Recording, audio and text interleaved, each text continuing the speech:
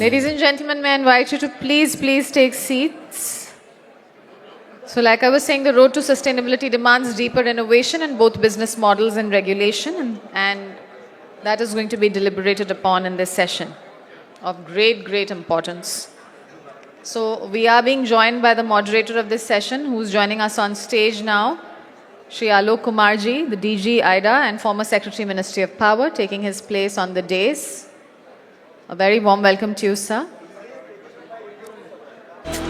And the chair for this session, Shri Pankaj Agarwal, Secretary Ministry of Power, is going to be seated here on the sofas with us, though actively participating, and he's going to be chairing the special plenary session. So we thank you, sir, and your visionary leadership continues to guide the national agenda on power reforms, renewable integration and digitalization. And so we're honored to have you preside this session. Now, let me also call on Mr. Himanshu Chawla, Head Regulatory Power Foundation of India, to kindly join us on the dais. Can we get them seated on the dais? Dignitaries, Mr. Ashish Kumar Goel, Dr. Ashish Kumar Goel, the Chairman, UPPCL and General Secretary, IDA. And speakers, Shri P. Ravi Kumar, Chairperson, Karnataka ERC, Dr. Srikant Nagulapalli, DG Power Foundation of India and Additional Secretary, Ministry of Power, Government of India. Shri Gajendra Tiwari, Member, MPERC. Shri Nilesh Kane, Chief Transmission and Mumbai Distribution, Tata Power Company. Shri Abhishek Ranjan, CEO, BRPL. And Shri D. Radhakrishna, former Chairperson, Tripura ERC. May I invite you to please take your place on the dais. So Dr. Ashish Kumar Goel, Chairman UPPCL and General Secretary IDA, is just on his way. He's going to be joining the panel shortly. Ladies and gentlemen, as you can see, our moderator for this session is also seated on the dais, Shri Alok Kumarji, DG IDA and former Secretary Ministry of Power. And our eminent panelists are all here. So we also need to get back in our seats and not miss this very pertinent conversation. So please be seated. And we are indeed grateful to Shri Pankaj Agarwalji, the Secretary Ministry of Power, Government of India, who's chairing this session. He's presiding this discussion, although seated on the sofas in front. And I request you all, ladies and gentlemen, to please be seated. Please, ladies and gentlemen, may I invite you all to please take seats. Now, the agenda of this session, let me just apprise you a little bit. We've got our chair seated on the sofas, Shri Pankaj Agarwal, Secretary, Ministry of Power. We have our moderator, Shri Alok Kumarji, DG IDA and former Secretary, Ministry of Power. We have our presenters on stage. We have our speakers on stage. So first, of course, the moderator will set context, and thereafter we will begin with presentations, and the presenters will set the stage for today's dialogue on the evolving regulatory and business frameworks critical for the sustainability of DISCOMs. And thereafter, again, it will be in the hands of Shri Kumar. He's going to also deliberate on a discussion with the panelists. And the panelists are all here. May I invite you all to please now be seated.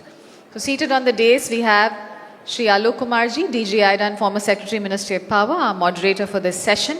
Our speakers, our presenters, Shri Himanshu Chawla, Head Regulatory Power Foundation of India, and Dr. Ashish Kumar Goel, Chairman, UPPCL and General Secretary, IDA.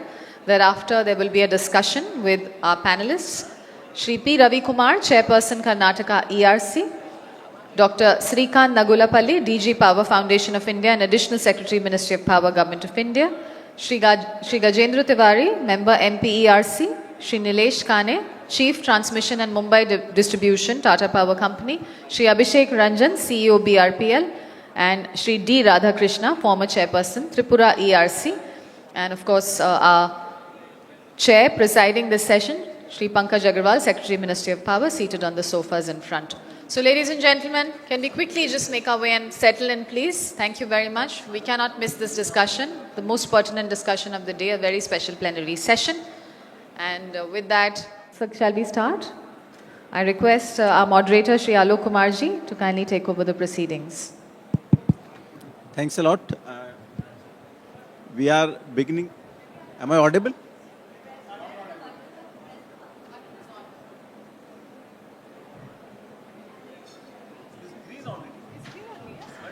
I'm not. Yeah. So, good afternoon. I'm very happy to convene this session and really humbled to have such a distinguished panel and distinguished chair for this session. We are running almost more than 1 hour late. So, my job also is to see that we are able to do very meaningful discussion in the time given to us. I think we should first begin with the two presentations, and thereafter I will request our chairperson Pankaj Agrawalji to speak, and then the panelists. So I feel the context setting has been done in the inaugural. There's no need to repeat those issues. We all know the centrality of the viability of the DISCOMs and what to do, what new models, new initiatives can be taken up. So, without wasting time, I request the Power Foundation of India, Shri Himanshu Chawla ji, if he can come and make his presentation. Shri Himanshu Chawla. Yeah, you're welcome, Himanshu. And it is great that PFI is doing great work. We launched 4 reports and 3 reports from Power Foundation of India. Yes. So, may I request that you can make a presentation in 10 minutes or so, please? Yes, sure, sir. Please, sir, please start. Can we have the presentation on the screen?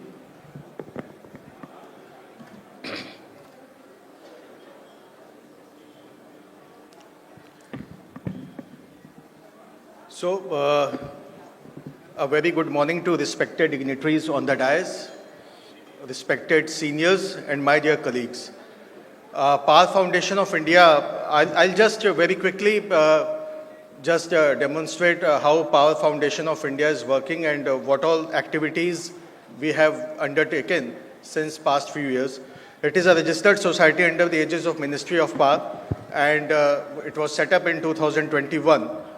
We undertake evidence-based research to facilitate informed decision-making by the regulators, ministry, and other concerned stakeholders. There is a steering council and a governing council. A steering council is headed by the chairperson is Honorable Minister of Power. And governing council, we have representatives from various CPSUs of the power sector, which manages and administers affairs of the society. These are the recent engagements with a few of the organizations, with CA, Prayas, IDA, ASCII, Bloomberg, FSR, CPI, BACS, and Tata Power. Various other MOU signings are in progress. So today we have launched 3 of our reports out of the 7 reports which we have completed. The first one was the incidence of electric bus charging pattern, and for this we are highly thankful to BACS and Tata Power, who provided us half-hour actual feeder level data for an year, and also the power purchase quantum and the cost data, because of which this report has come up in a good shape, and it is a practical insight of how DISCOM can reduce its power purchase cost by optimizing the electric bus charging pattern, which happens in the peak time. So this charging, which is an intermittent load, it coincides with the peak demand of the DISCOMs, during which period the DISCOMs rely upon the costly short-term power purchase. Tomorrow we have a detailed session on this report itself. Next is the real cost of renewable energy and storage and agri-photovoltaics. This is one of the another critical activity which Power Foundation of India undertakes, is the regulatory support to all the state commissions in the distribution tariff filing processes. As a concerned stakeholder, very recently on the true-up petitions of FY 23-24 and ARR of FY 25-26, PFI was party to all these proceedings. We attended the public hearings, and we recasted a parallel ARR model for all these utilities present in the India, and we submitted our inputs to the Commission. And we are very glad, I'm very glad, feeling proud to announce that majority of our suggestions were incorporated in the tariff order which has been issued by the state commissions. So apart from this distribution tariff petitions, we also provide our inputs on the draft regulations pertaining to tariff, renewables, open access, etc. And our suggestions are recorded in the statement of reasons issued with the final regulations by the state commissions. Other engagements of PFI, as Alok sir was talking in the inaugural session, related to the capacity building program of the officers of DISCOMs, GENCOs and TRANSCOs. So the first is the regional regulatory workshop, for which we have tied up with ASCII, where, and the very first workshop is going to happen in the next week itself at ASCII campus, Hyderabad. And this workshop is entirely funded by PAR Foundation, where we would wish that the officers of SCRCs, DISCOMs and GENCOs, they gain insights of best international and national practices during this workshop. So for the Western region, it will happen in the month of January. So on behalf of PFI, I request MSCDCL, Tata Power Company and Adani to kindly, and MERC to kindly send your nominations for the said workshop. Another important activity which we have undertaken is setting up a chair professorship at ISC Bangalore, considering the need of the hour as to what technologies would be required for us to be energy independent. So this is the focus area of the chair, and this MOU has been signed recently with Indian ISC Bangalore. Next critical activity is the rating regulatory performance of all states and union territories. As we all know, there is a DISCOM rating which is being undertaken by PFC, and that is based on the audited accounts. This regulatory rating is considering the regulatory accounts of issued by the SCRCs, its compliances with MOP rules and all. And very recently, we gave presentation to all SCRCs and state power departments on the draft report, and very soon this report would be launched. So now coming on to the session, policy and regulatory interventions for DISCOMs sustainabilities. So on behalf of PFI, I would be discussing few of the current challenges which is being faced by the power sector.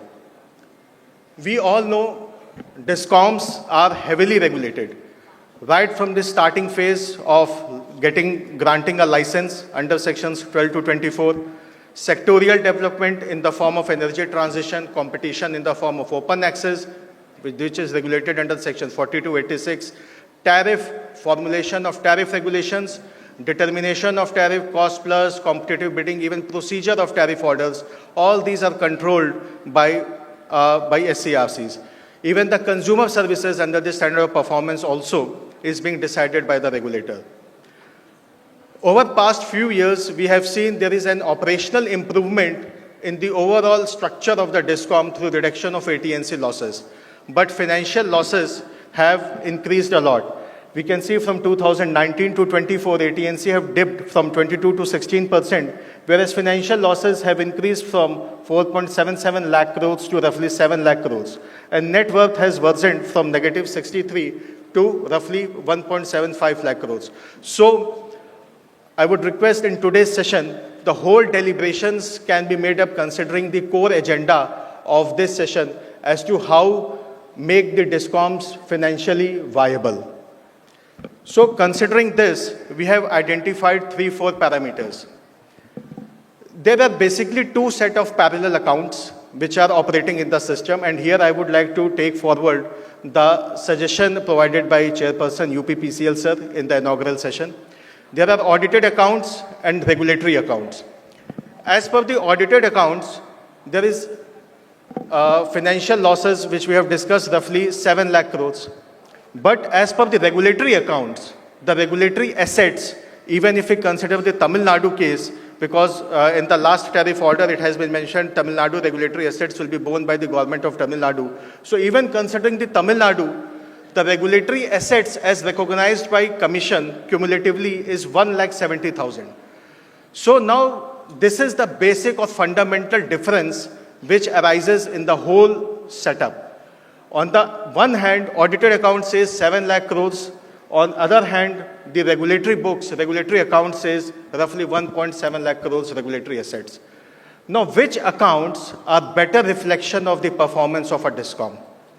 If we go truly as per the audited accounts and pass it in the form of tariff in the cost, then inefficiencies will also be passed in the tariff which will be borne by the consumers at large. So, Section 61G of the Act currently it states that tariff progressively reflects the cost of supply of electricity. In the draft amendment, the word progressively has been removed, and now it is the cost of supply of electricity. But still, a very critical and pertinent question still remains: which cost? Whether it should be audited cost or it should be the approved cost by the regulator.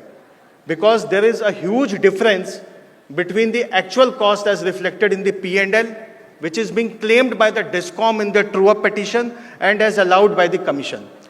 Here, Power Foundation, we have analyzed all states as what are the prime reasons for variation between these two accounts. And when we talk about the cost reflective tariff, which cost should be considered? Because this whole thing is, in our view, is responsible for the financial turnaround of the DISCOM.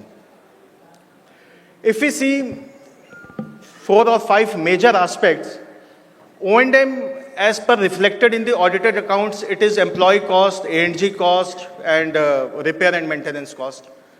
But this O&M, when it is being allowed by the regulator, it is on the normative basis, considering per unit sales, what percentage of GFA and all these things. So we have analyzed 4 or 5 states which have been recently recognized in the Supreme Court judgment of the regulatory assets. And we found there is a variation of roughly 2,000 crores in the O&M actual versus O&M approved for latest audited of FY 23-24.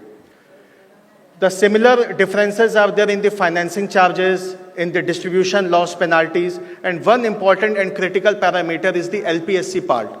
LPSC for 4 states which we have analyzed, as per reflected in the books of accounts, is an expenditure translating to 10,000 crores, but it is never allowed by the regulator. And that delta reflects as the financial losses of the DISCOM. Even on the revenue part also, this difference between the actual and normative goes on.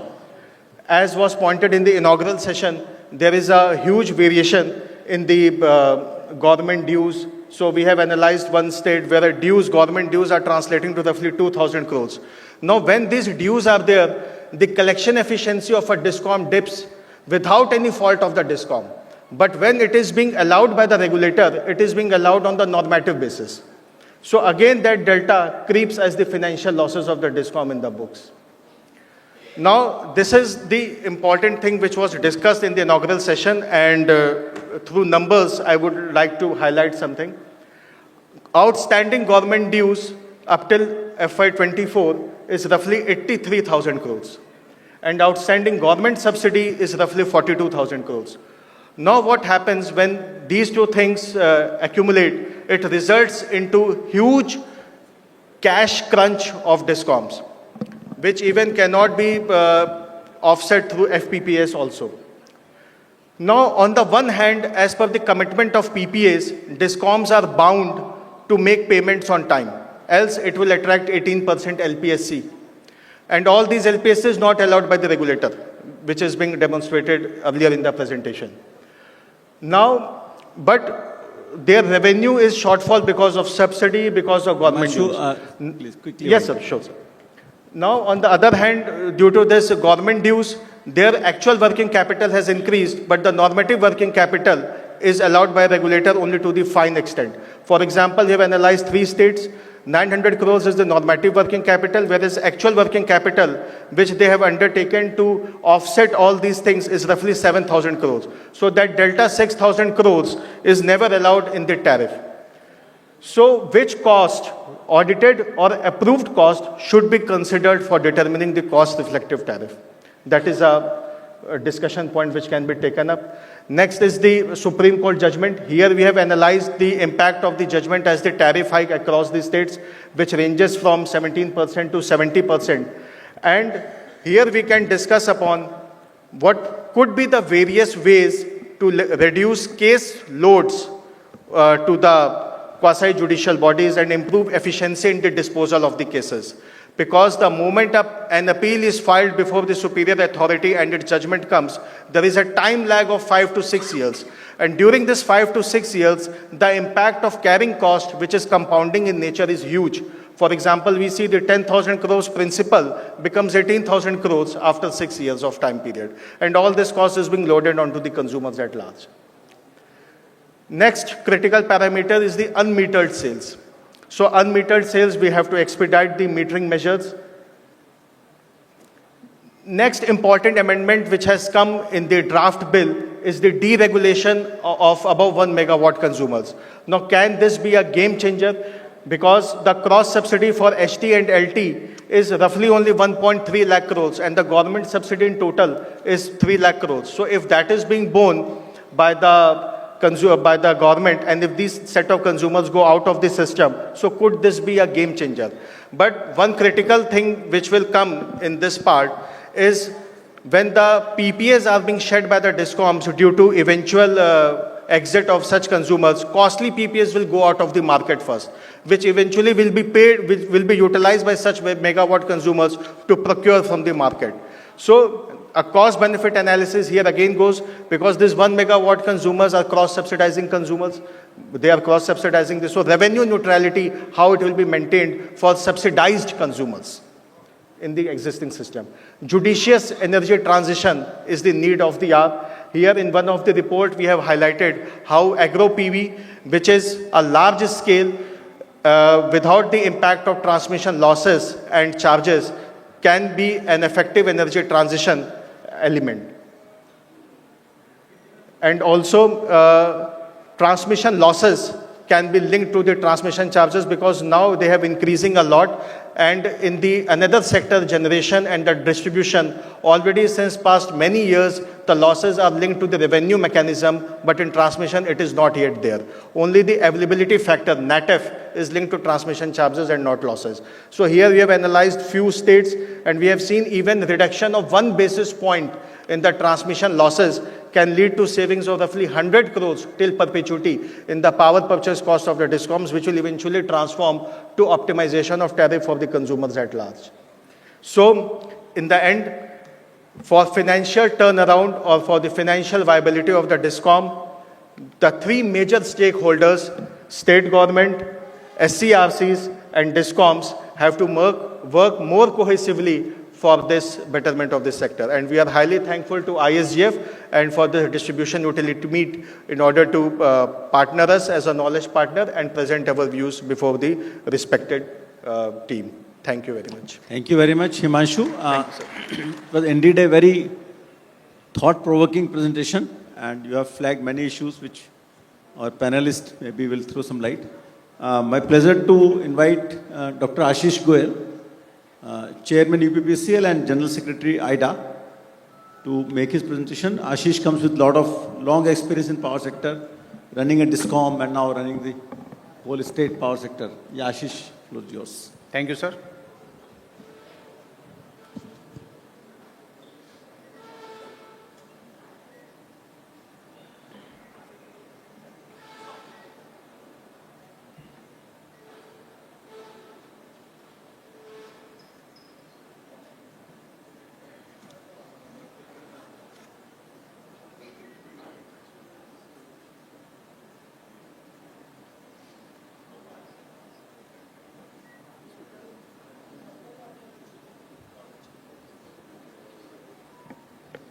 Many of the points that relate to the viability of DISCOMs have already been discussed in brief. These are the points that we have been discussing with various DISCOMs. There is a short presentation. I won't take more than 10 minutes. So our mission at All India DISCOM Association is to make DISCOMs which are viable, capable and future ready, which lead to affordability, reliability and sustainability. And as Secretary Power Sir said, in economics we have a thing called iron triangle. So if we have these 3 goals, it is very difficult to meet all 3. We meet any 2 goals. So we have to select. But that is a discussion for the future. So IDA is a not-for-profit organization which was established in 2024 and all the DISCOMs, franchisee or companies engaged in power distribution can be members. Until now, we have 51 members, and our office is at Malcha Marg, Chanakyapuri, New Delhi, and we are also looking for a bigger accommodation for our offices. And Sri Lokesh Chandra, who is president of MSEDCL, is the current president. I am the general secretary, and Alok Kumar sir is the director general. We are focusing on policy and regulatory advocacy to represent DISCOM's viewpoint before different forums based on analysis, research, and inputs from all our members. We aim to collaborate among DISCOMs, sharing experiences, best practices, case studies, making working groups. There are several working groups which have been formed on policy, on tariffs, on equipment specification, etc. We are also focusing on capacity building of DISCOM's human resource. We are also working on common specification of technical standards and potentially moving for a unified rate contracts across the country, which will not only improve the procurement practices of the DISCOMs by establishing common national standards, but also helping the industry to develop one kind of product and also achieve economy of scale as well as ultimately economy in manufacturing. We are thinking of Center of Excellence for Resource and Knowledge Center as a single platform for all matters related to existing or emerging areas for building a sustainable and future-ready DISCOM. As far as losses are concerned, you can see this wavy graph of ACS ARR gap. And I must put a disclaimer that all the data related to power sector is highly susceptible to interpretation. So what kind of data, in which way you are presenting, is it on accrual basis, is it on cash basis, is it an audited balance sheet figure or a regulatory figure or a cash basis figure, everything is based on asterisks. See the terms and conditions. So ACS ARR gap is highly erratic. In election years, the gap increases. In other years, it decreases. Debt is increasing. More than 7 lakh crore is the indebtedness. And I have this feeling that all the states put together are spending not less than 6 to 7 lakh crore rupees, either in terms of subsidy or in terms of loss funding or in terms of other kind of losses on the distribution sector. And clearly this is not sustainable. Tariffs are not cost reflective. Irrational disallowances, delayed tariff orders, underfunded O&M cost, non-revision of cost data book, fuel cost adjustment. These are the problems that you are all aware of. High financing cost, 3% higher than CPSUs. But here I had this thought, should financing cost go down for the unsustainable debt or DISCOMs, which will motivate them to borrow even more? Or should it be high enough so that they are forced to do reforms? So this is a moot subject. Poor recovery from rural and poor agriculture consumers. SERCs lack development orientation. They are indulging in consumerism and, only consumer orientation and populism. They should have had a balanced view. Interest burden due to long delays in disposal of cases. Complicated tariff structure. Open access being used for cream skimming, and ultimately the burden is coming on DISCOMs. RCO compliances is also a burden, but I'm thankful to Secretary Power and Ministry to come for their new notification on RCO, which has much reduced the burden on DISCOMs, and it is a forward-looking notification that has been issued, and cost of RE integration. So these are the key concerns of DISCOM. The one suggestion that I wanted to give here was that our Electricity Act is a very high litigation prone, sir. Sir, Ministry of Finance has issued a circular in, I think, March 23, where they had said that reconciliation, mediation should be preferred, and arbitration they have disallowed for more than 10 crores, and high-level committees have been formed in the hydropower sector by Ministry of Power. So similar amendments in, I think, 2-3 sections of Electricity Act and Section 158 will also be required, so that the path of conciliation, mediation should also be there in electricity sector, rather than go in for expensive litigation and arbitration, sir. So there are some interventions which are required for restoring viability. Tariff policy need to be enforced. IDA has undertaken a study on analysis of tariff orders. New statutory framework is required for tariff rationalization. Maybe tariff should be linked to WPI, and a true-up can occur every 3 years or 5 years. There are steps required to reduce the financing cost. DISCOM dues from panchayats should be allowed to be deducted from Finance Commission grants.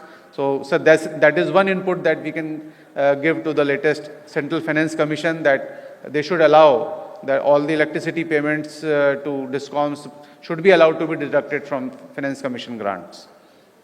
Incentivize efficiency improvement through early completion of RDSs. State government should be incentivized to take up permanent non-reversible reforms, and a national policy for improvement in recovery from rural areas, poor consumers, centralized payments for electricity dues by state government. Prepaid meter is a solution, for example. Normative O&M norms as recommended by CEA, but still SERCs are not, they are not ready to accept these norms.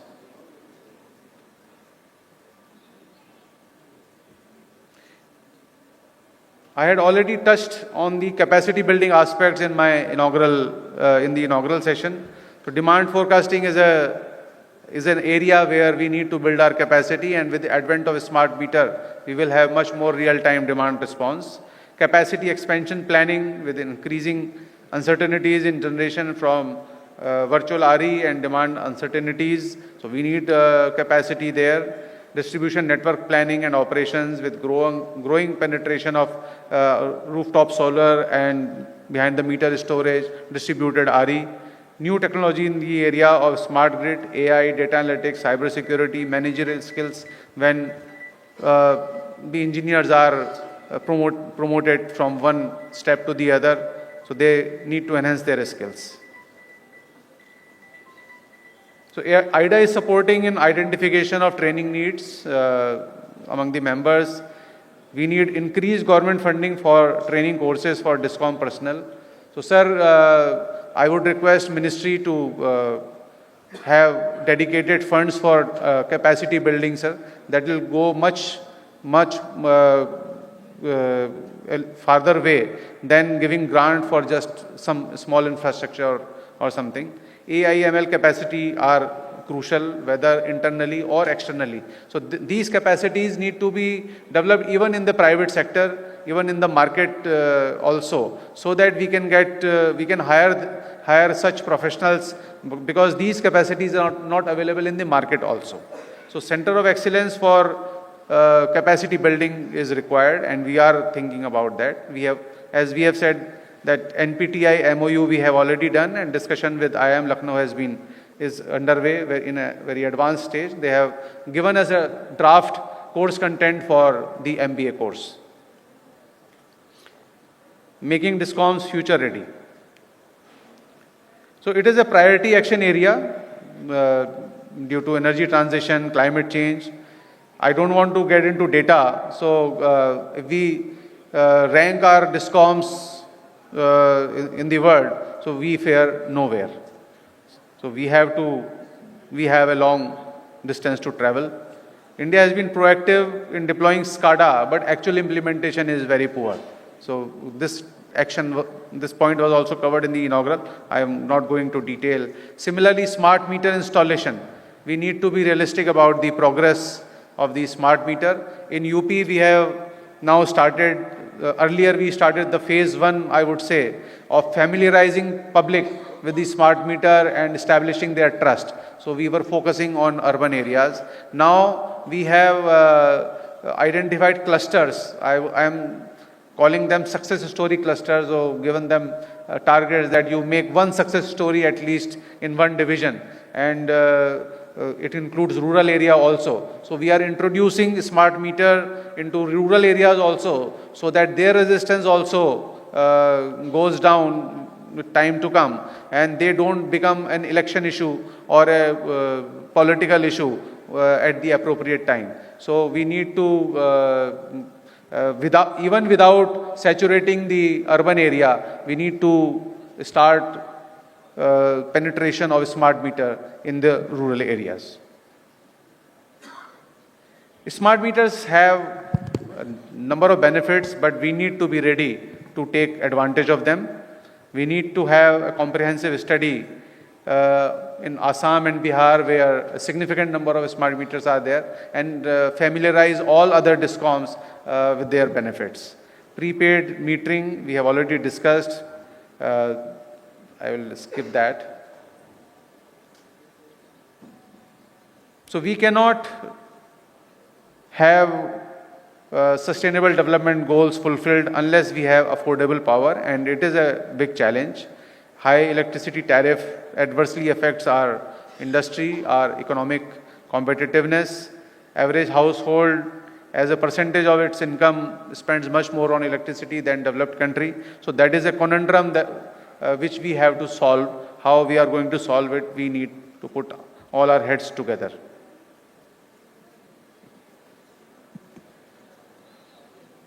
So a large research and focus has to be done on how to optimize our capacity expansion in various areas, how to minimize our stranded cost, how to take advantage of smart data in our demand response, how to make markets more elastic, more flexible in procuring the capacity, in procuring the power. So these are all the areas we need to focus on, and how to improve our dispatch system, least cost scheduling using SCED.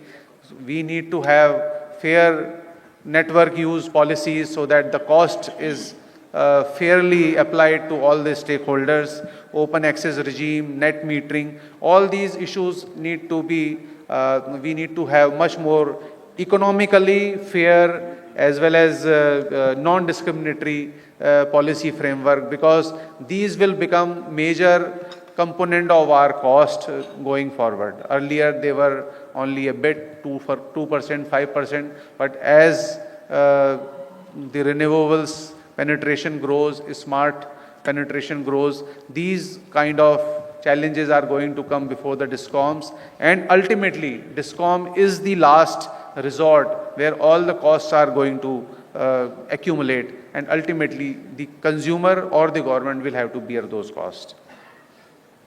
We need to strengthen APTEL, and the new Electricity Amendment Act has rightly tackled this subject.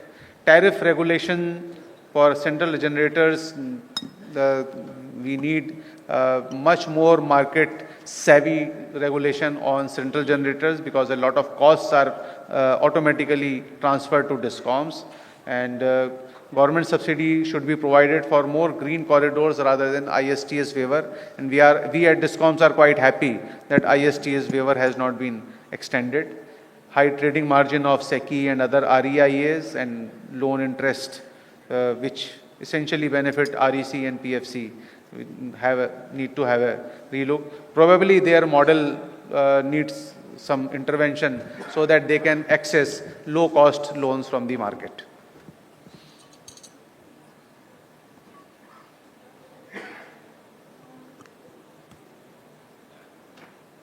So I will skip this in the interest of time. These topics have already been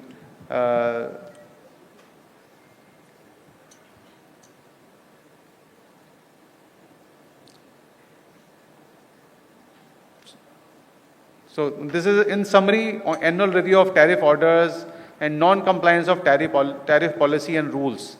This needs to be published. This should be published. Either ministry publishes it or IDA can take up this task to publish this so that public knows what is being done.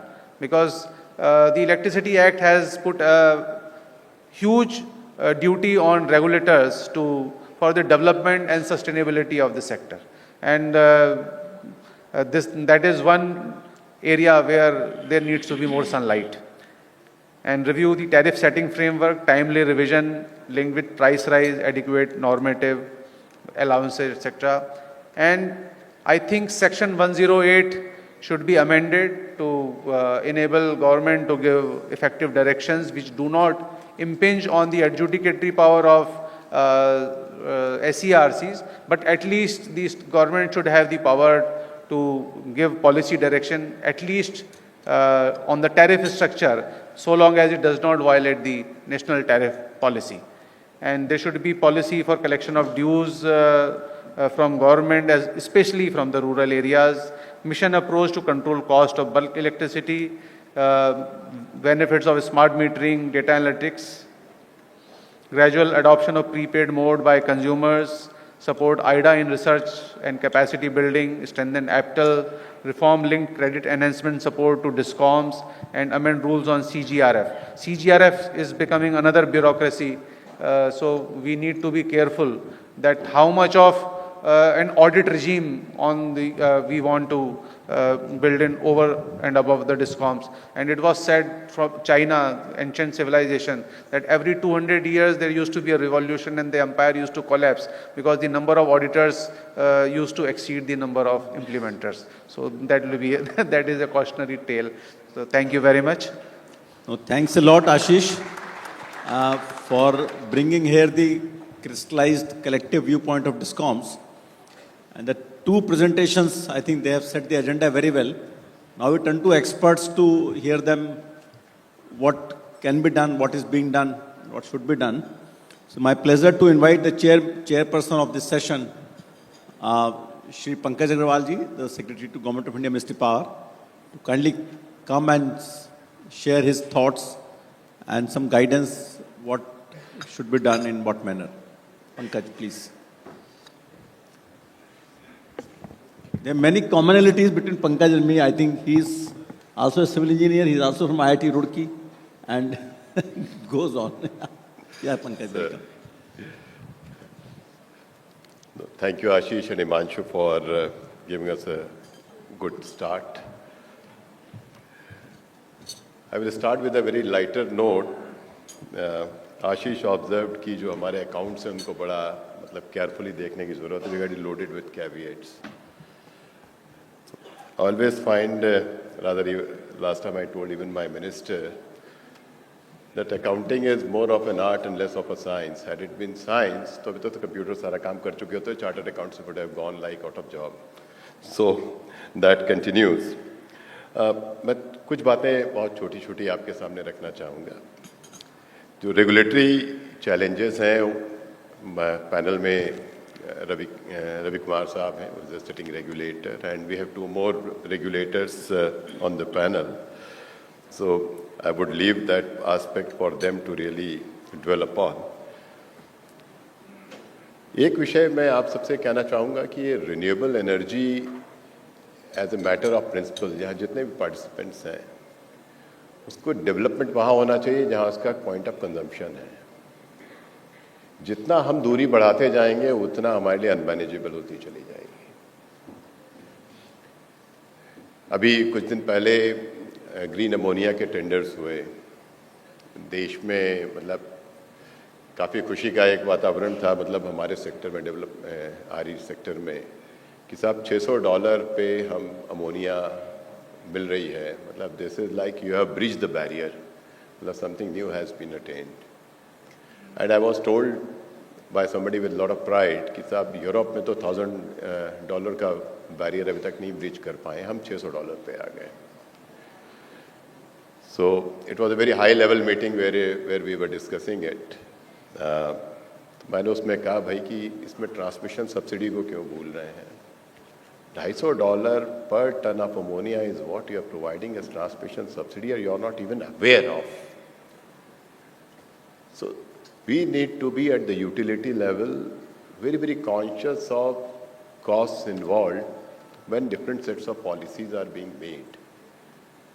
चाहे वो ISTS waiver हो, चाहे load side में यदि हम transmission system extension कर रहे हों या कोई भी पॉलिसी बनाएं, तो मेरा आइडा से और आप यूटिलिटी से अनुरोध रहेगा कि आप इस पूरी रेगुलेटरी प्रोसेस में एक्टिवली पार्टिसिपेट करें और हर जो भी इनिशिएटिव्स हैं, जो भी पॉलिसी प्रपोजल्स हैं, उनके कॉस्ट एस्पेक्ट को जरूर देखें कि कितनी कॉस्ट इन्वॉल्व है, किस पे कॉस्ट इंसिडेंस है, इसको जरूर देखें।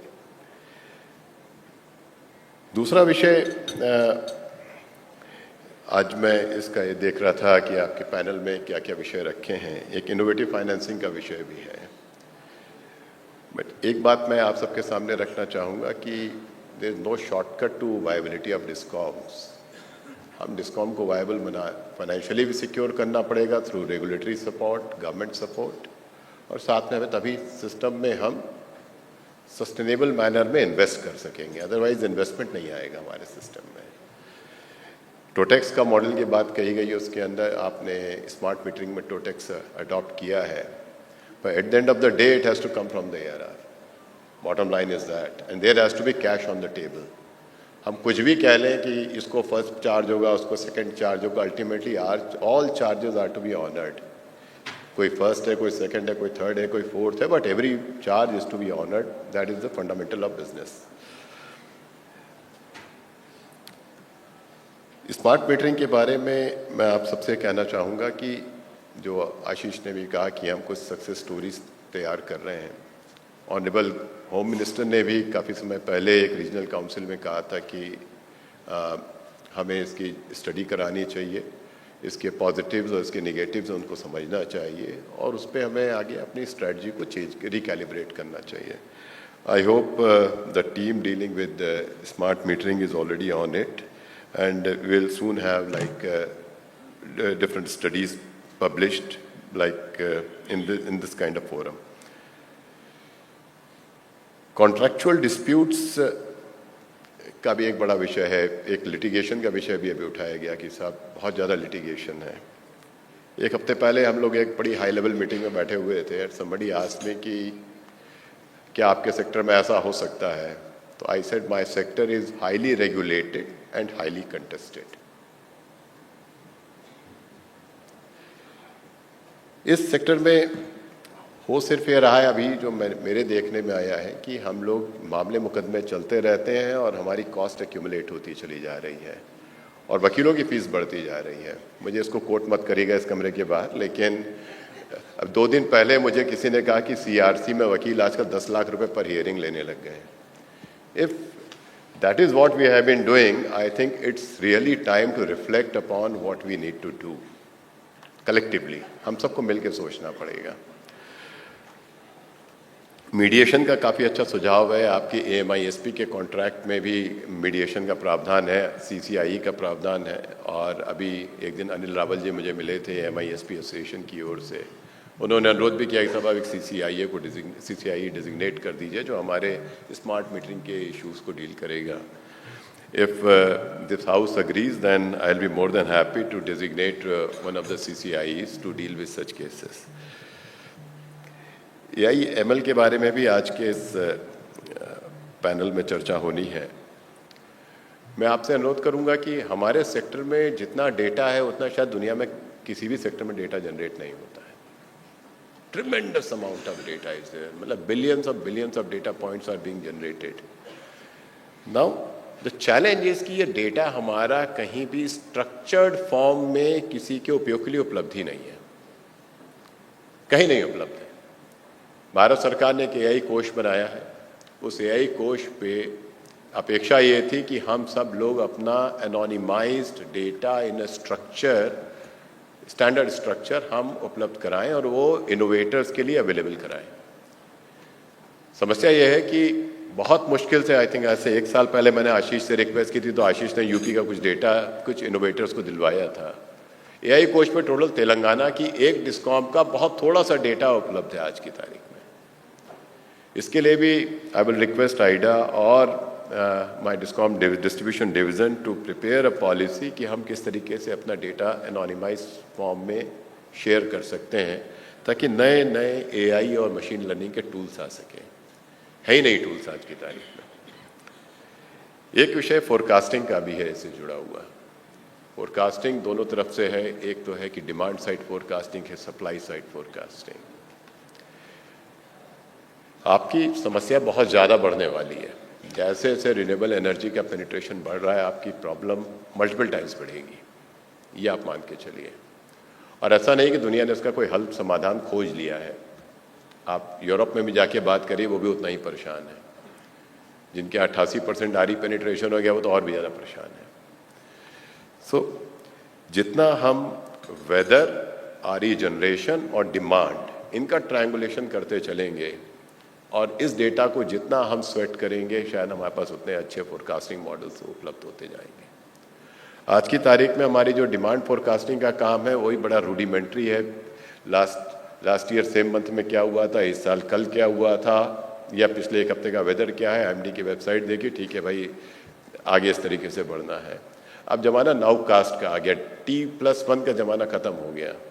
अब तो H+1 का जमाना रह गया है कि टाइम ऑफ डे +1 आवर का आपको हिसाब मालूम होना चाहिए, both on the demand side and also the supply side.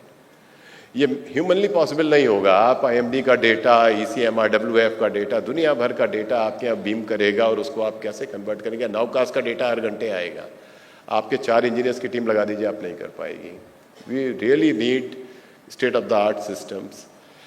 We are trying to help develop one RE generation forecasting model with IIT Bombay.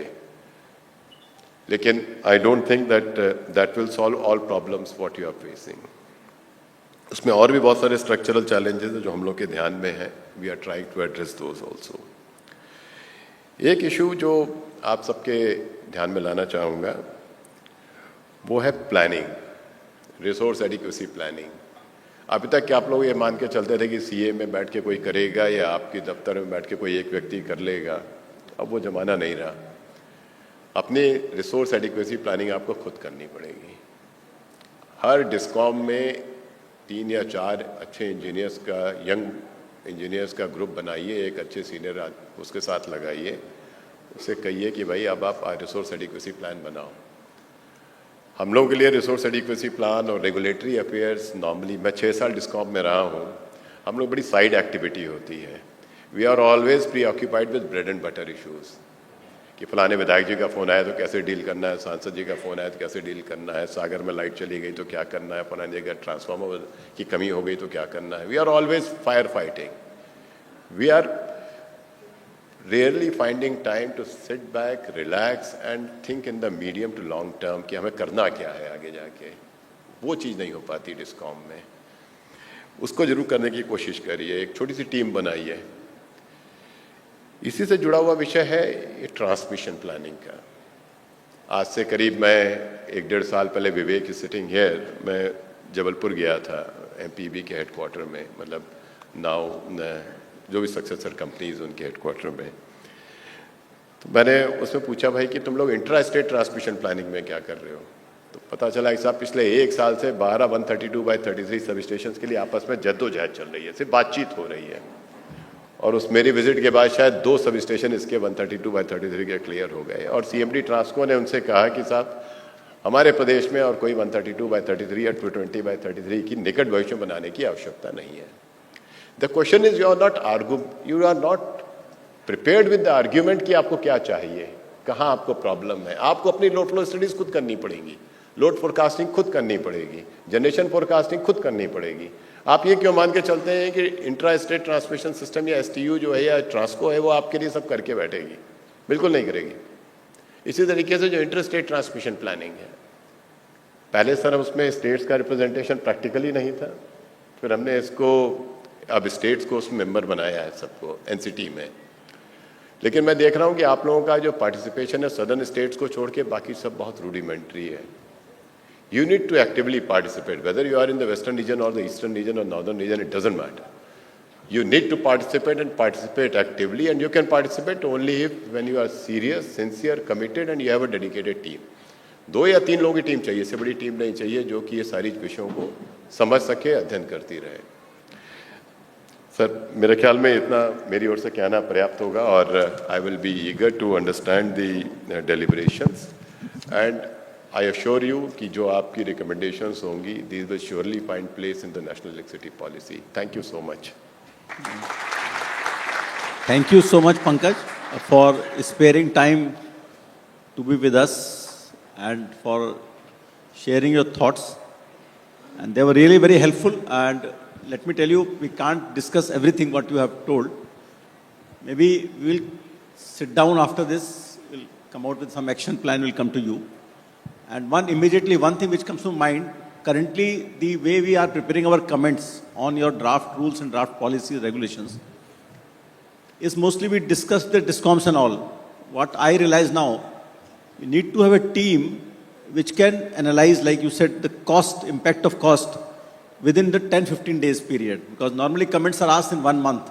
And if you take up a study like PFI, it takes 9 months or 10 months. So that window is lost.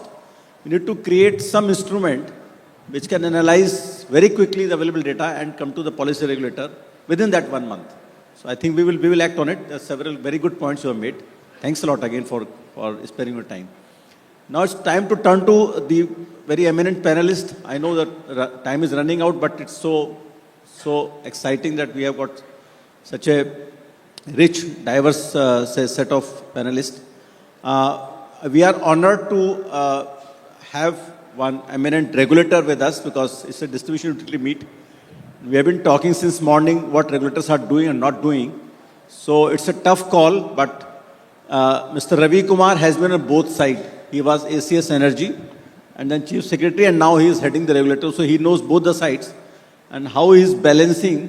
So I'll request him to maybe throw some light on how to achieve this challenge of this cost-reflective tariff, the consumer interest and the actual cost, because PFI made a presentation. They made out the regulatory assets are only about 1/5 of the gap, the debt, which has come. Some debt is, of course, for capex, if you remove that. So there are many things like which are disallowed, maybe for power purchase cost, O&M cost, carrying cost and all. What is the practical way, in your view, and how you are meeting them? So floor is yours, sir. Mr. Ravi Kumar. Yeah. Whatever it's convenient to you, please.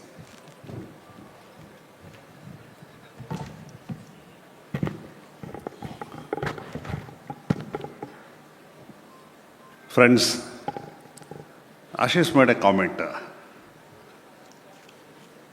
SERCs lack development perspective and indulging in populism. That was a deadly comment.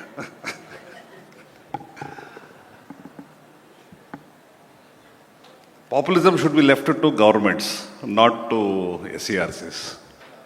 SERCs should be bound by the Act. But how many governments would like to give SERCs the freedom? Are they not SERC, ERC, even central also? How many would like to give the freedom? Very few.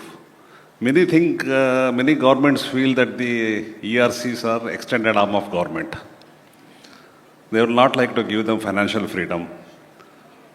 They will ask SERCs to put all the money back in government and release it to budget. When it is budgetary control, then SERCs is finished.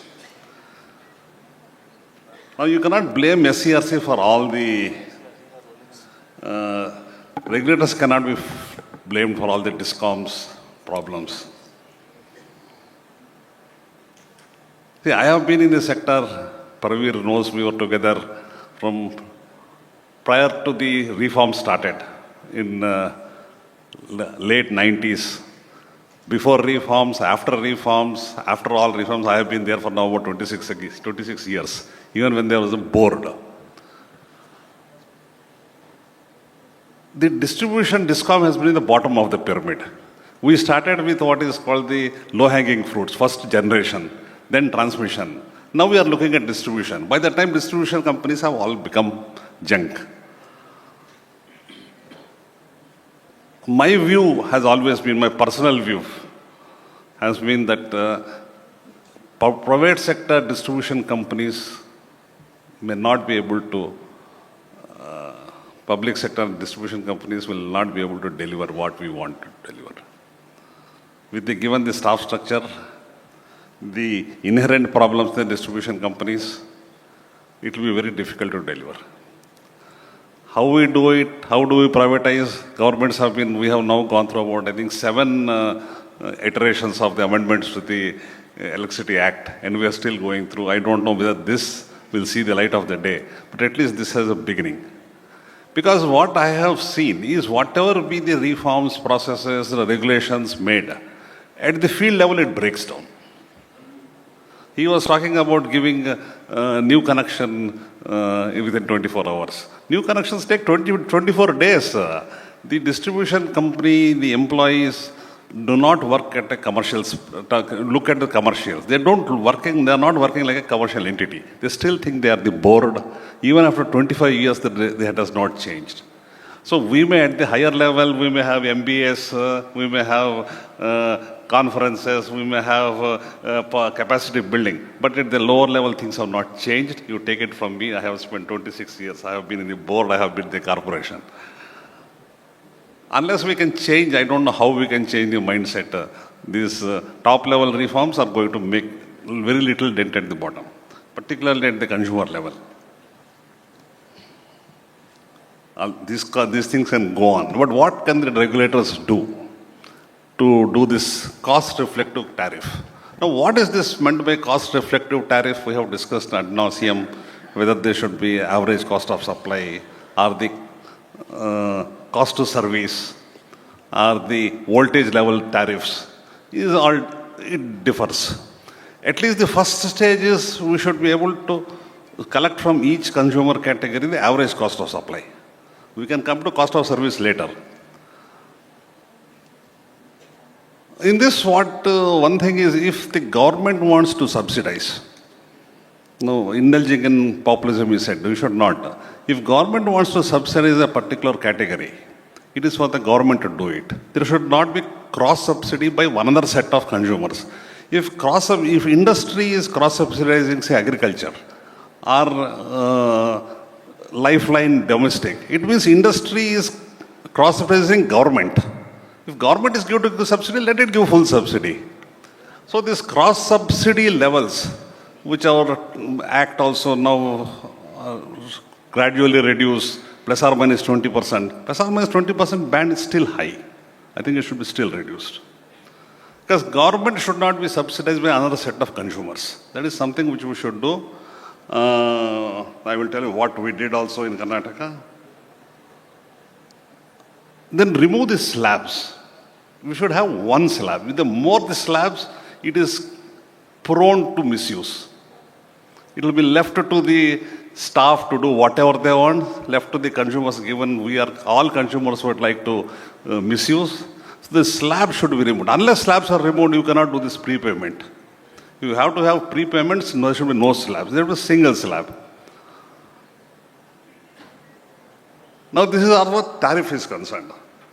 But as far as the tariff structure is concerned, see, the problems which occur is the tariff is fixed ex ante. When you fix it ex ante, given, as Pankaj was saying, data, we are so short of data. We have no idea of the consumption pattern, what is the demand pattern, how many consumers, what is there, who will move out if there is an increase in tariff, what will happen. This is something which regulators are completely in the dark. So some assumptions are made, and we look at true up. Most of the cases, it does not hold. Ex post, when we are doing it, we see the consumption, the power purchase cost has increased. The O&M costs have increased. The administration costs have increased. But then the regulator, being a regulator who plays to the gallery, does not allow all that. Otherwise, the tariff shock will be there. Now, how to manage this is something we'll have to build in, because tariffs going up, there is a certain level to which the tariffs can increase, which the people will pay. After that, we don't know what will happen. And given that we have the open access, which we are now aggressively promoting, all the people who pay bills will go out. Very easy. And then rules which have been made by Government of India, I don't know how much they have taken into consideration the DISCOMs. Open access, if after 4 years, no open access charges should be framed. And open access says only standard costs. Now standard cost, as we all know, the fixed cost recovery is less than 30%. If 70% is borne through the variable charge, if consumers move away from open access, 70% is lost. That we have not been able to, no court is able to, because the tariff policy says only standard cost. We have not been able to recover that. So these complicated tariff structures without slabs, the policies being made without looking at the distribution viability, DISCOM viability, will continue to impinge the distribution sectors. So unless governments pay their subsidy in full, the tariffs or the bills by the government sector is paid. The court cases, I am also party to it, but we have in most of the states, the CRCs have very few cases pending. And if it goes to APTEL, then it is nobody's business. Nobody knows. It is not taking very long time. I think Government of India's amendment, if you increase the number of members, maybe you can dispose it of fast. I just tell what we have done, try to do in Karnataka.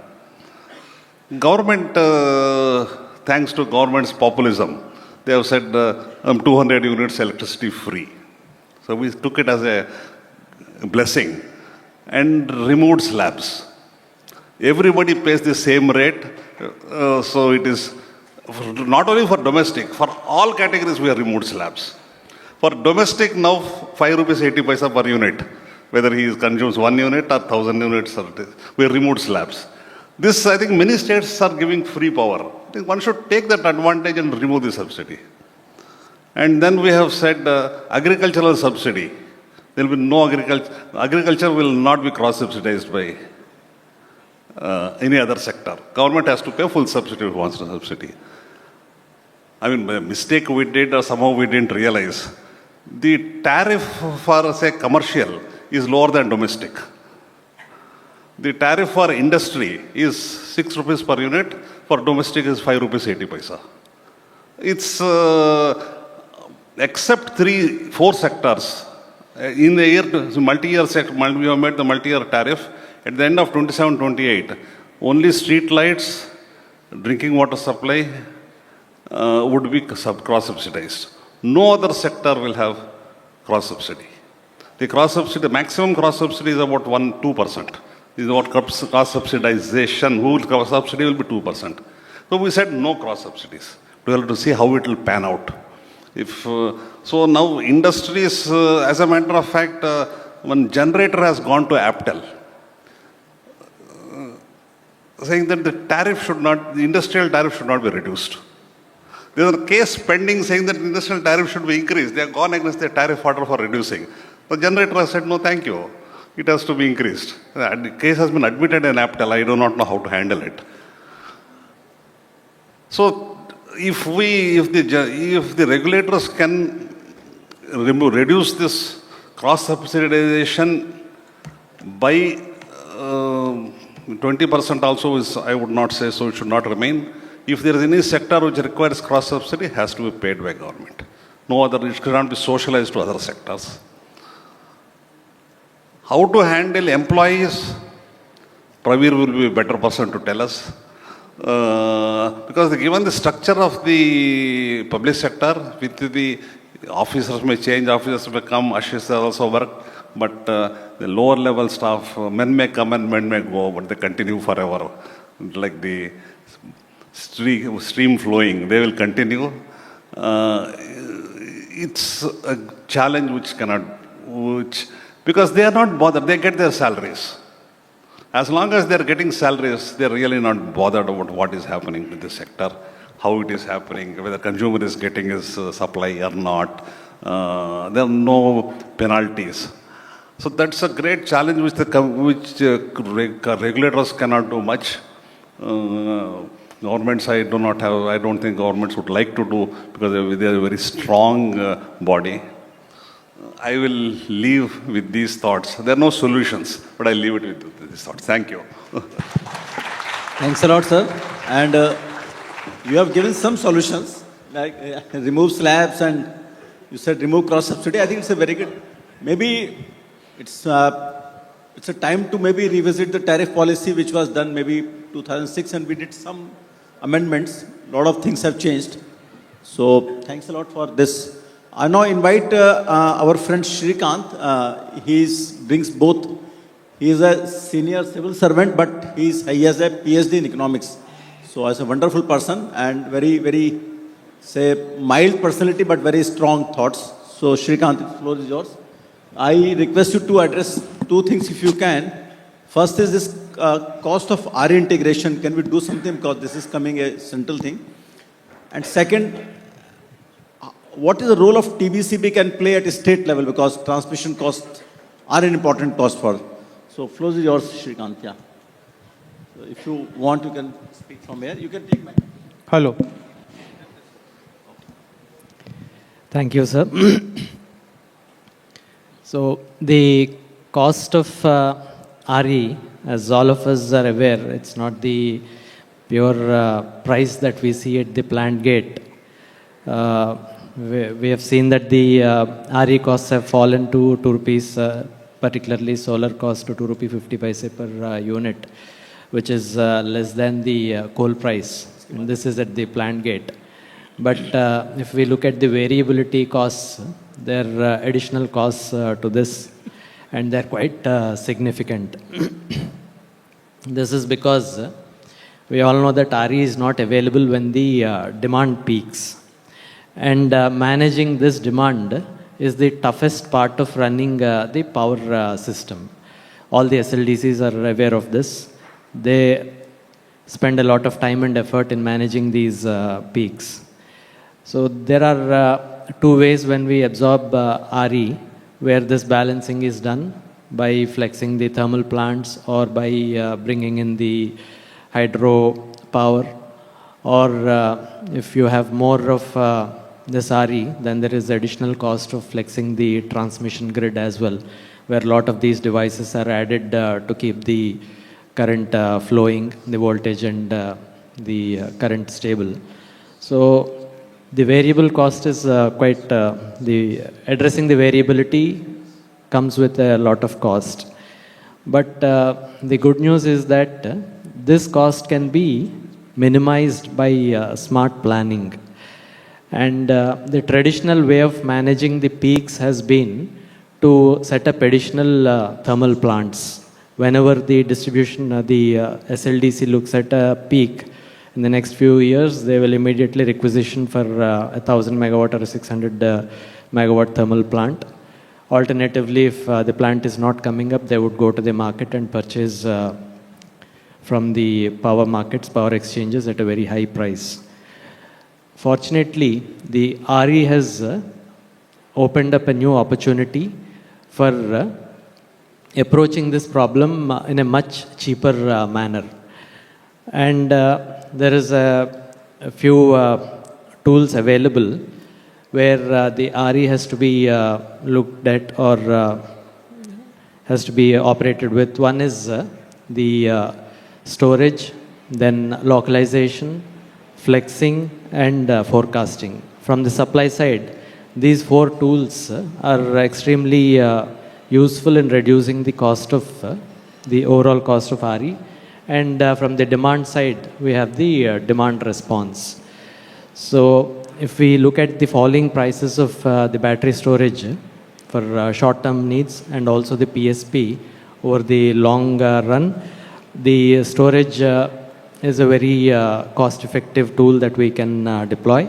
And the recent SECI tender of 2 rupee 86 paise on 16th October last month, that has shown a new path in reducing the stored electricity costs. And another area where the state governments have been exploiting the low-hanging fruit is the solarization of agricultural feeders. And this is reducing their subsidies to a large extent without adding great fancy things like storage or the fax devices and such other things. Then yet another thing is the scaling up of the distributed or the localized solar resources by way of rooftop or kusum. So the brief answer is we can reduce the cost of the renewable electricity to on par with the conventional electricity. But this requires a lot of strategic planning and a lot of innovative thinking. Now, the related problem in terms of, as I said, the flexing of the grid is, or the localization, we intend to localize because if we have to set up all the solar electricity or solar capacities or wind capacities in distant areas and we have to bring them to the load centers which are above, let's say, 1,000, 1,500 kilometers, we are required to add lots of ISTS lines and transformation capacities, and this would increase the consumer bills significantly in the future. So the solution is to add these solar capacities in various states. Recently, the PLENARY has come up with a revised assessment of the solar potential in the country. There is 3,363 gigawatt of solar potential. Barring Lakshadweep, every state has adequate solar potential to take care of their needs for the next at least 20-25 years.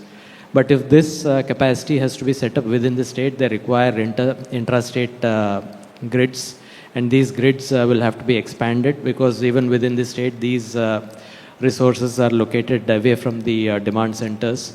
So the expansion of intrastate grid is extremely important, and that requires funds.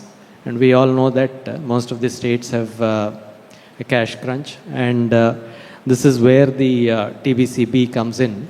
And this has worked wonderfully with the interstate transmission system expansion. Over the last 5 years, if you see, a number of private transmission service providers have entered the field, and almost 50% of the network expansion is currently being undertaken by these private transmission service providers, remaining 50% with the CPS, with Power Grid. Similarly, this thing can very well work within the states also, and the network expansion can happen at much faster pace in the next few years, keeping pace with the ambitions of 500 gigawatts by 2030, and also by 2047 we need to add about 1800 gigawatts. So if this is the pace at which we are required to add the renewables, the interstate grids also have to keep pace. Their expansion has to keep pace with this. And for this, most of the states have come up with the thresholds. The only thing left out is the states and the transcos to take a decision and call for bids beyond these thresholds. Government of India also has come up with the payment security cover for these intrastate lines. The late payment surcharge rules have been amended, and the payment security cover has been extended to the intrastate transmission lines as well. So that's the response.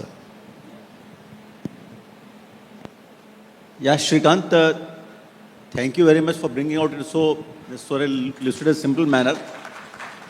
What key message he has brought out is that to minimize the impact of higher renewable energy on cost of services, plan it well, and maybe depend on more on distributed energy and demand response, so that you avoid the cost of transmission. Whatever you have to do it through TBCB. If you take this approach, maybe India will succeed in containing the rise in the cost of service because of higher renewable energy penetration.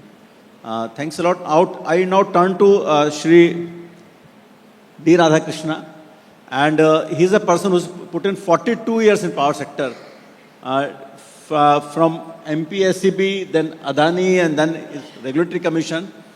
I request you to share with us some perspective on I believe on what are the difficulties in northeastern sector of India, but you have done a wonderful job there.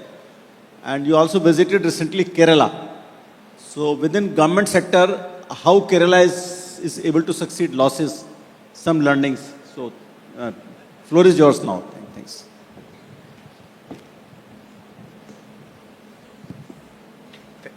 Thank you, Alokji and my friends.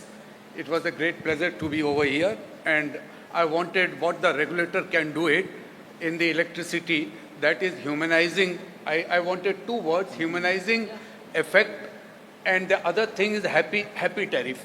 During my stay of 5 years, I have seen that no tariff should increase more than 7%, in which I started giving 5% rebate if you make the payment 4 days time. Now I am told that DISCOM people are fed up with the dates, ki when my date will be coming, when my payment, when I can make the payment. That has raised the collection efficiency by 70-80%. The second thing which I did during COVID time, ki come what may, you have no business, you have no commercials, no nothing, so don't make, even if you are not making the payment, the payments will not be cut, and the remaining, thereafter many states have followed the thing. Coming back to what we can do in the power sector, I tell you, I was very recently in Kerala. Last Tuesday, I was called by Kerala government for Kerala Vision 2031 to make their 75th year in 2031. I was surprised the way that state is performing. You know their commercial losses, T&D losses 6.6%. The second thing which my friend Raviji was telling about the employees not working, their Kerala retirement age is 56. Third, they work all 6 days. Fourth, their upgradations, their collection efficiency is 100%, 99.5, 99.7. And I was asking, why did you do that? Well, employees' motivation is that if they are not collecting the payment, they'll be called off why the payments are not coming. So what I wanted to say, we can do all these things everywhere also. Right now, their limitation was 15%. If the 15% tariff, we'll give the incentive. I said nothing doing. The distribution losses has to be copper losses and iron losses. I square R, I square C. The losses cannot be more than 6-7% if the cables are there. Some of these states like Visakhapatnam, when I went there, they said that our losses are 3%. When I wanted to know the Varanasi losses, they have also reduced substantially. And my Pankajji knows it, in Madhya Pradesh also, the losses have come down from 40% to 14-13%. And Srikanji knows that in Andhra also and Telangana also the losses have come down from 40 to 16-14%. They are trying to target that also. That's the second thing. The third thing is the regulatory overburdens. Someone was saying appellant 7, there is already movement of 6 or 7 appellant members coming up the regulatory. But I must say, the single commodity. The single commodity is now being regulated by 30 states, and you have two boards of appellate tribunal. Now you wanted 7, and then the decision goes to Supreme Court. If you want to know, very recently 2004 case has been resolved by Supreme Court in 2024. 20 years they have taken to resolve. So we need to have a more reconciliatory approach than going to courts and all those things. And I think regulatory framework, arbitration and reconciliation things are coming up in this thing. And with this, the one more thing is the safety aspect, which we are forgetting it. Cyber security, we are talking a lot nowadays, but electrical safety is one more thing. Very recently, one of my friend, along with his family, who was working with Tata Telecom, he died in Delhi with the electrical, entire family. Now, last year the ACs have been sold in this country 1.5 crore. If you take 40-50 crore in the houses, 40 crore houses in the country, so every 30th person has bought one AC, and it has not it has additional ACs. Remaining 10, 12, 15 years ACs which are already there, because we need to have all this aspect also be taken care of as a distribution thing. When I was in Tripura, I made it very clear that if somebody consumption goes of 300 or 400 unit, that means he is using AC, then he should have a 3-phase unit also, and that means the DISCOM also, the health, technical health before, technical and financial health of the DISCOM will also be improved that, and I think they have started a massive movement for seeing how many people have got, what kind of a loads they have got. Those things we need to work out at the ground level. With this, I am thankful to Alokji. Thank you very much for this thing. Thank you. Okay. Thanks a lot. You made very two pertinent point about rebate for consumers did work, and reconciliation, I feel we'll have to do some national policy. Staff is very afraid of accepting reconciliation subject to vigilance inquiry and audit inquiry. If you make some national policy, it will not be questioned. It will have more acceptance for government staff or DISCOM staff. I now request Gajan Tiwari ji, who also brings a lot of rich regulatory experience, to talk something about regulatory assets, how bad they are, how good they are, and how to handle them. Yeah, Tiwari ji, floor is yours.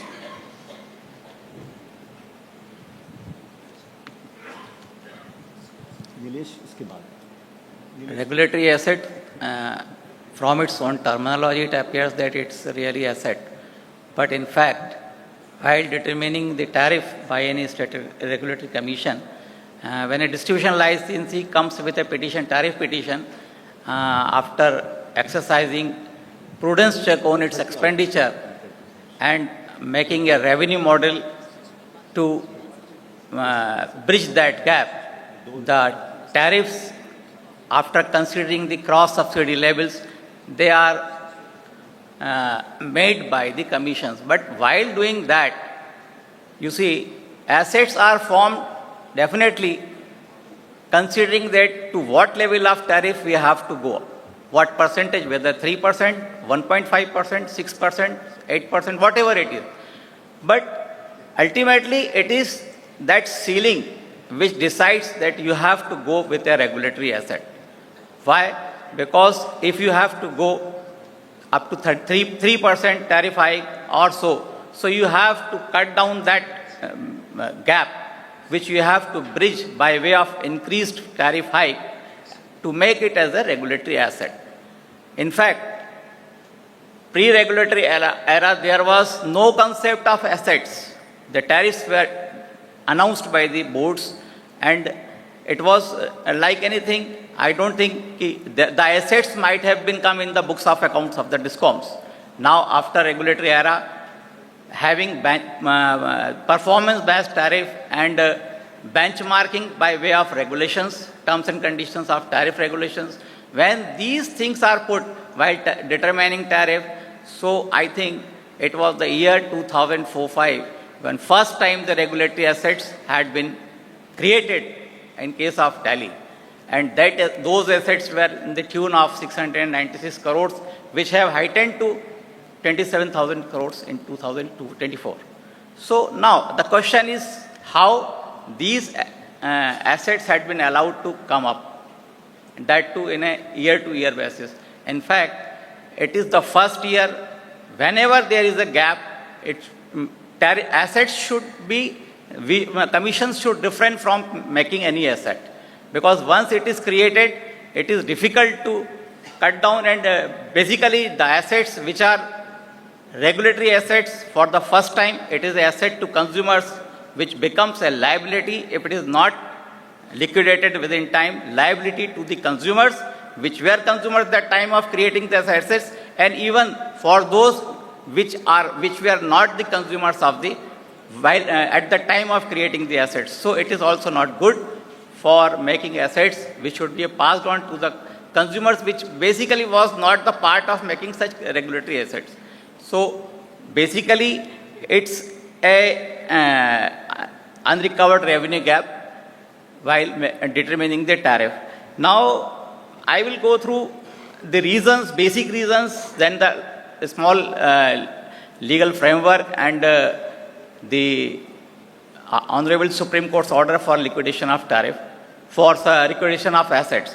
Basically, the basic reasons when a distribution licensee it files a petition, if it is not having properly estimated power purchase cost, it is having inflated sales, unestimated proper sales, consequently the revenue out of sales is not properly assessed, then it is not even filing the timely true-ups, and the subsidies are not received by DISCOMs timely. These four basic reasons are basically accountable for creation of regulatory assets.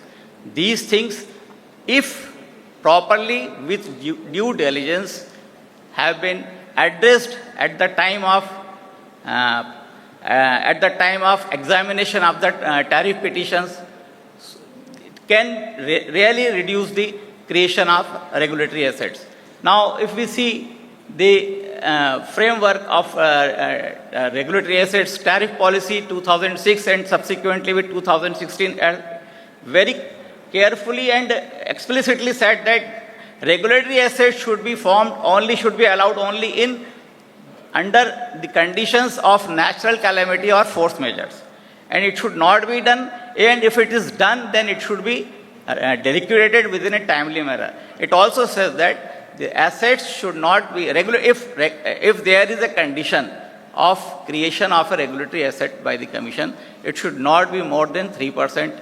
And if it is created, then it should be liquidated within a period of 3 years and at the most 7 years. Initially, 2006 tariff policy says it should be liquidated within 3 years, and thereafter it says this Electricity Amendment Rules 2024, notified on 10th January 2024, the second legal framework which also says the same, but it says that regulatory assets should be liquidated within 3 years, and the assets which were created as before the date of such notification, that is January 2024, they should be liquidated within 4 years from the date of notification. So therefore, there is a time limit for liquidation of such assets.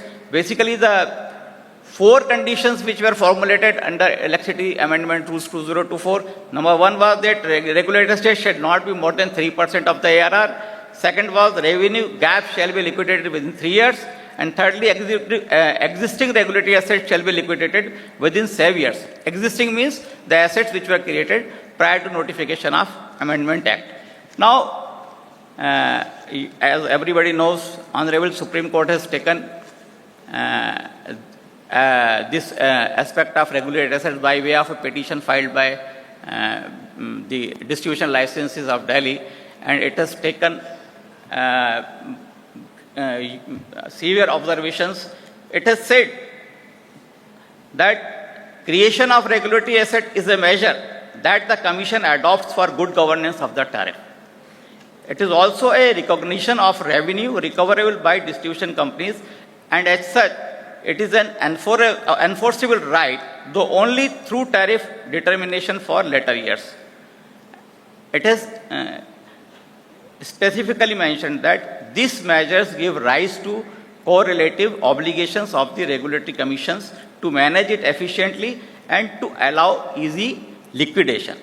However, disproportionate increase and long pending regulatory assets depict a regulatory failure, so it has serious consequences on all stakeholders and the ultimate burden on the consumers of the state. So these are the observations of the Honorable Supreme Court, with a number of observations, and after going through the status of regulatory assets in various states, and after hearing their learned counsels also, Honorable Supreme Court has given several directives which includes the same, which are the part of the Electricity Rule 2024, Amendment Rules 2024, Rule 23 of Amendment Rules 2024, which I have already mentioned. It has also basically said that SERC must lay down a clear roadmap with trajectory of liquidation of regulatory assets, and also conduct intensive audits of DISCOMs performing regarding unrecovered revenue assets. So these exercises are now being taken up through OP1, which has been registered by the Honorable Tribunal, wherein the state-wise monitoring on these aspects are being done by the Honorable Aptel, and they are passing regular orders on this. And as per the last order which I have gone through, most of the states which were having regulatory assets, including Chhattisgarh, they have started doing this also, making commissions have started auditing, awarding contracts for such audits, and they have started. And the resulting that these assets have now started liquidated, including, as my friend said, in Tamil Nadu, the state government has come up with a letter for giving this support for liquidating of such assets. Now, so these are the things. Now at the end, I would like to say that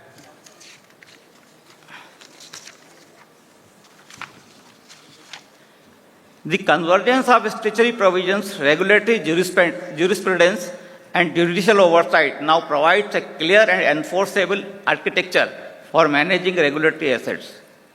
Effective compliance with these mandates will not only restore the financial health of DISCOMs, but also strengthen consumer confidence in the independence and competence of regulatory commissions.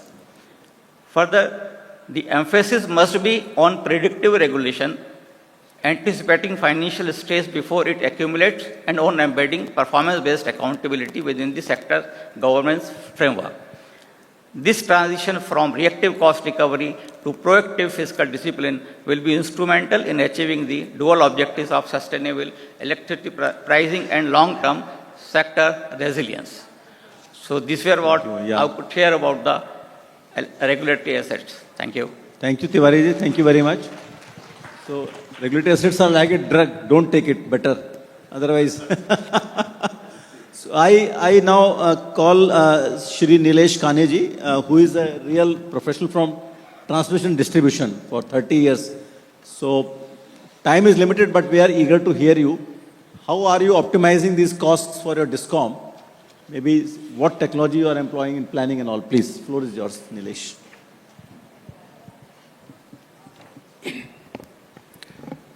Regarding the optimization of the cost of the distribution company, there are three areas. More than 70% cost is generally covered under power purchase cost.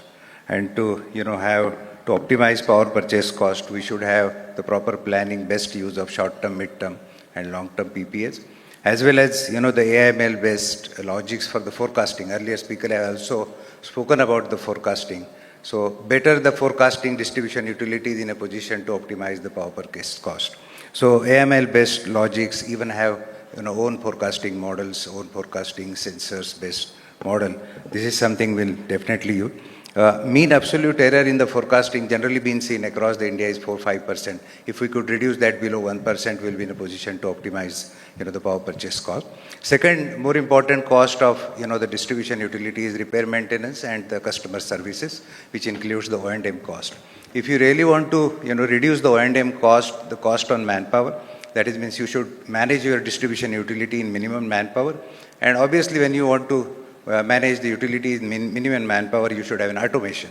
For example, metering, billing, collection is an integral and important part, which also focuses the best of the customer services as well as the error-free services. And therefore, in metering, billing, collection, if you have robotic process automation of right from meter reading to bill generation, this will really help to reduce the errors. And obviously, then the digitization will follow, and you will be catch up in saving the cost on the commercial services.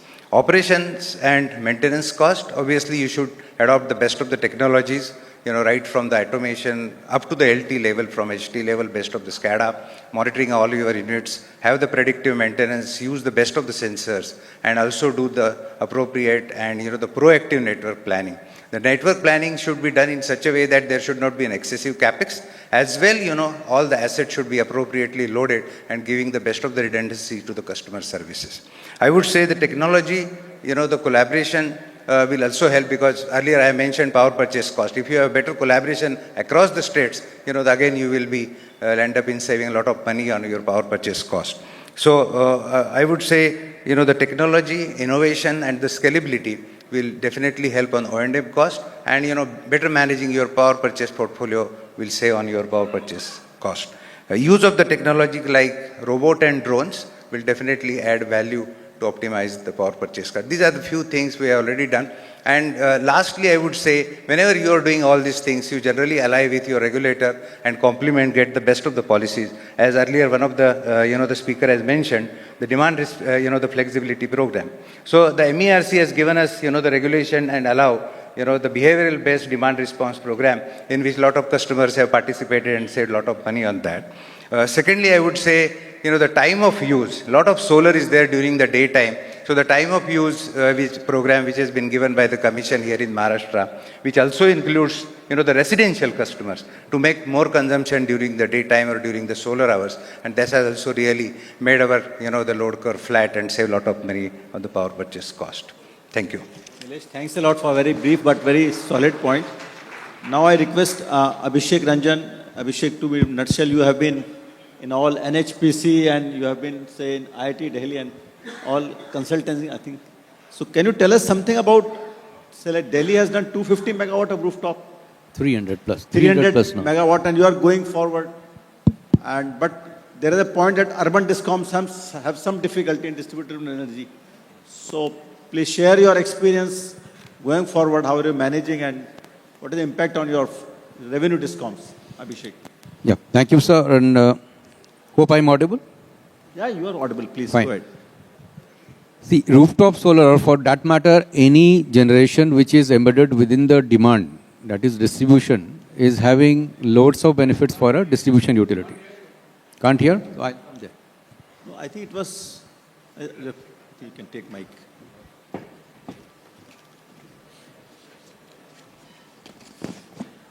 Hope I'm audible now. Any embedded generation which is within the distribution utility is having inherent benefits for the utility. Why? Because the complete T&D infrastructure is bypassed.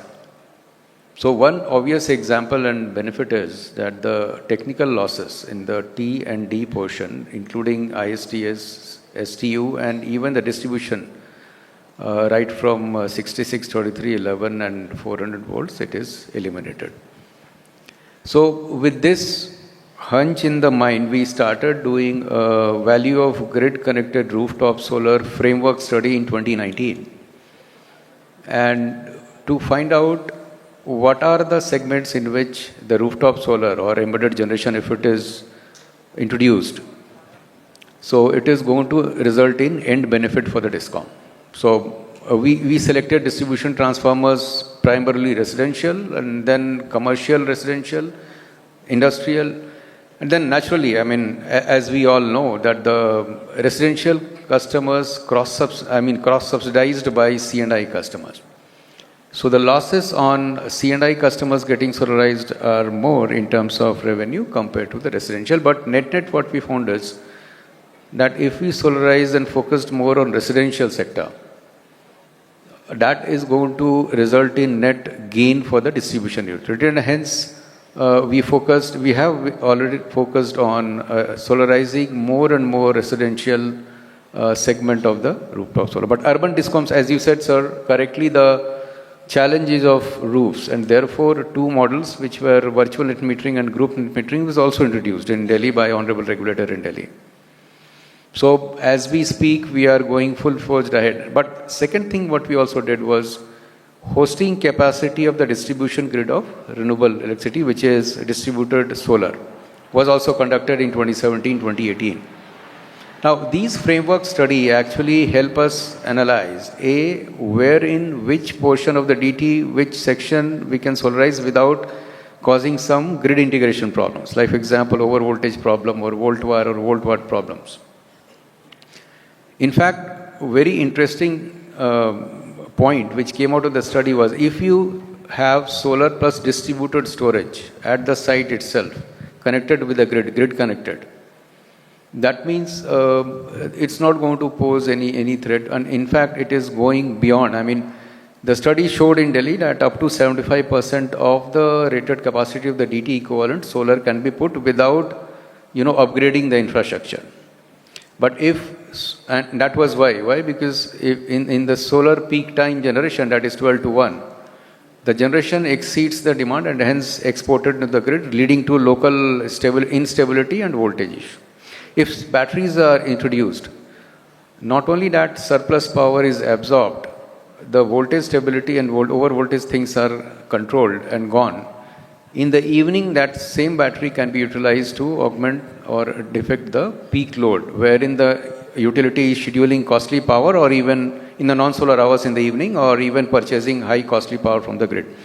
So this was a result of the study that solar plus BESS is the way to go. Fast forward 4-5 years and then we have a very prestigious national level solar Yojana that we have, which is very ambitious and which is very good and apt in the time. Some of the things which can be augmented to increase uptake of the solar, especially in the urban DISCOM as well as other areas as well, is the framework study of hosting capacity may be done by the distribution utilities. That will help them assess which feeders actually they can, and that will give them ease of doing business in terms of easing out solar connections. Second is, since the slab rates are different for distribution utilities, if using VGRS framework or some modified way of it, it can be assessed, then the utilities will be totally in know of whether solar makes sense without making a generic guess. It's going to eat up their revenue.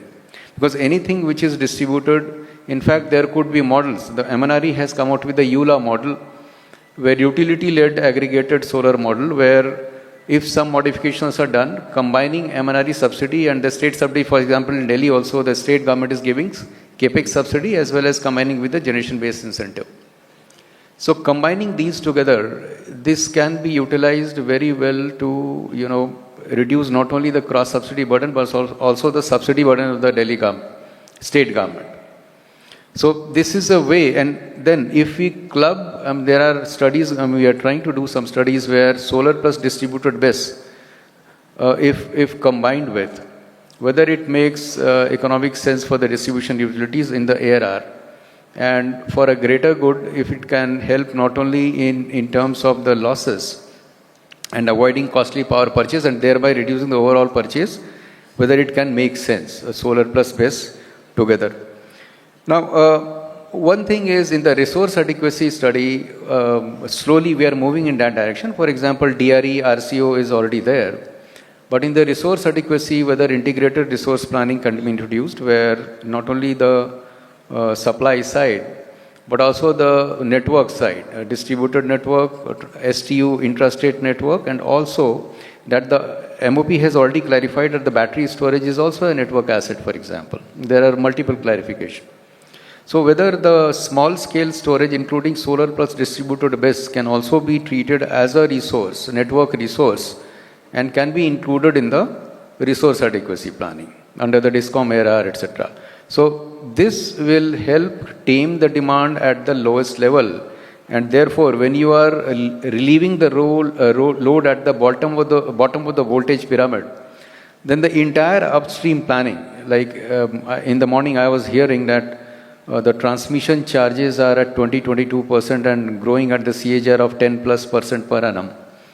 That can also be planned, because if you are taming the load at the bottom itself at certain cost, that means the STU and ISTS planning can also be accordingly done in an integrated way. So these are the points I think which makes a very important role. And of course, when you install solar, there has to be a mechanism to predict it, because we have to now predict the net demand, which is total demand minus renewable generation embedded within. So EI and ML present a very good case in such cases. We'll discuss in some other session. Thank you so much. Thank you, Abhishek. I think you made very valid point. If I can summarize in just 2 sentences, maybe subsidy structure of the government could be made little different, that where you have more hosting capacity, you give higher subsidy for the localized storage. so that the DISCOM, impact on DISCOM risk. So our subsidy structure should not be flat for all the households. Maybe we need to differentiate and may promote more storage. That is one broad point which came in. So we have completed the discussion. It has been, I think, almost 2 hours. And organizers are pushing us to close. Maybe we can take 1 or 2 questions if there is any from the audience before we close the session. Any? Audience is hungry. So we'll take question over the lunch. So, so thanks a lot. And it has been a wonderful session. I hand over to... Thank you very much, sir. Let's have a huge round of applause for the eminent panel and for our moderator, Shri Alok Kumarji. May I request Shri Pankaj Agarwalji, the Secretary, Ministry of Power, to kindly join us on stage and help us felicitate the panelists, sir. So if I could request you to felicitate the panelists. Can we have the mementos on stage? We start by thanking our moderator, Shri Alok Kumarji, DG, IDA, and former Secretary, Ministry of Power.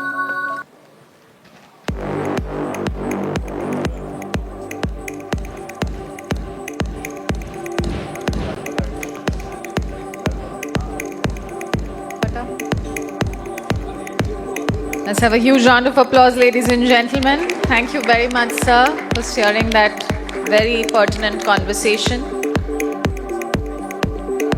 We request you, sir, to please help us thank Dr.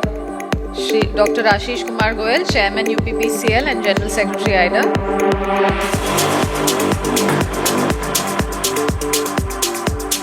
Let's have a huge round of applause, ladies and gentlemen. Shri P. Ravi Kumar, Chairperson, Karnataka ERC.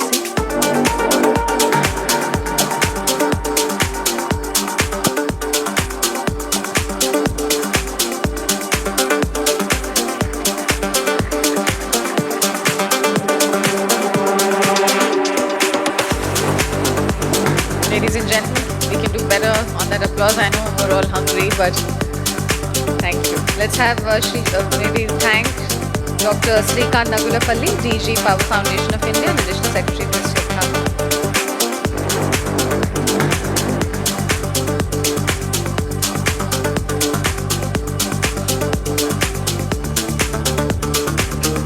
Thank you very much, sir. Shri Gajendra Tiwari, Member MPERC. Let's have a huge round of applause.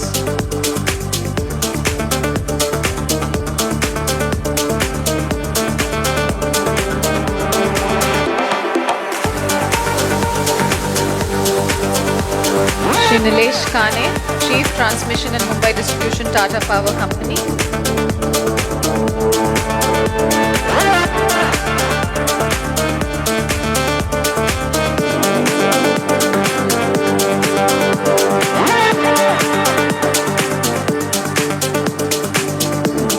Let's have a huge round of applause. Thank you, ladies and gentlemen.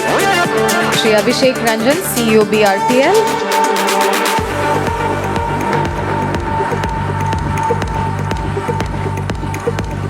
We thank you, sir. And let's have a huge round of applause. Shri Abhishek Ranjan, CEO BRPL. Shri D. Radhakrishna, former Chairperson, Tripura ERC.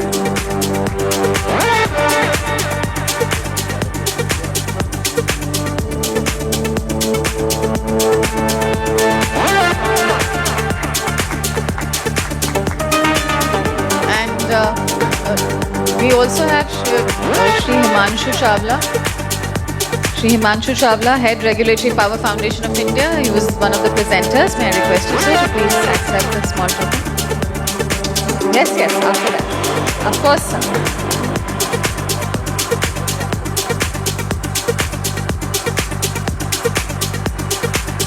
Let's have a huge round of applause for Shri Himanshu Chawla, Head Regulatory Power Foundation of India.